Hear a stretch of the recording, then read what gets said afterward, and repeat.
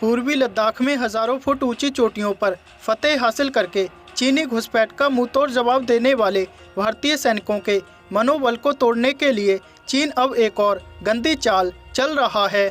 अपने सरकारी भोपू global times के जरिए मनोवैज्ञानिक युद्ध चलाने वाला चीन अब मैदान जंग में लाउड स्पीकर के जरिए भारतीय सैनिकों को पीएम मोदी के खिलाफ भड़काने में जुट गया है।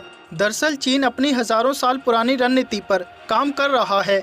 चीनी सेना के सैन्य रणनीतिकार सुन जू ने 6वीं शताब्दी ईसा पूर्व में अपनी बहुचर्चित किताब आर्ट ऑफ वॉर में लिखा है कि सबसे अच्छा युद्ध कौशल वह होता है जो बिना लड़े ही जीत लिया जाए।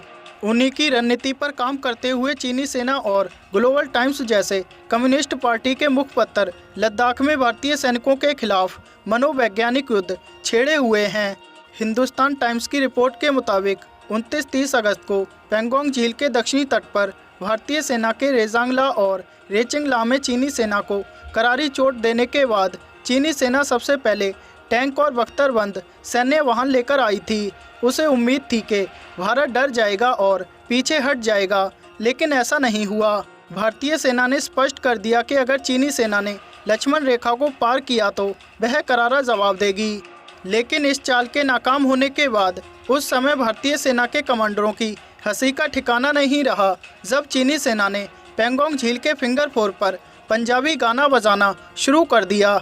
इसके अलावा चुशुल में चीनी सेना के मोल्डो सैन्य ठिकाने पर बड़े बड़े लाउड स्पीकर लगाए गए हैं। ऐसे में समझा जाए तो चीन की रणनीति ये है कि इससे न केवल भारतीय सैनिकों के आत्मविश्वास को कमज़ोर किया जाए बल्कि सैनिकों के अंदर असंतोष भी पैदा किया जा सके।